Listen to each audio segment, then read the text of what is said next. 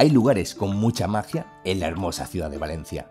Te invitamos a conocerlos con nosotros. Ya se han celebrado 100 años desde la colocación de la primera piedra y 95 desde el primer día que se abrió al público. Lo llaman la Catedral de los Sentidos.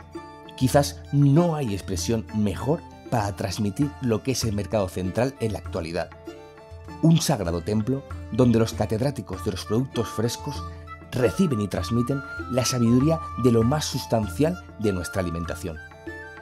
La luz mágica que entra desde su cúpula y desde sus vidrieras, el susurro permanente que acaricia los oídos, la exposición de colores y aromas, el gusto al final de los sabores clásicos y eternos mezclados con los más sorprendentes. El Mercado Central de Valencia es un auténtico parque temático de la gastronomía. Es una de las edificaciones más atractivas y visitadas de la ciudad de Valencia. Historias que jamás te habían contado. Valencia mítica. Comunidad Valenciana.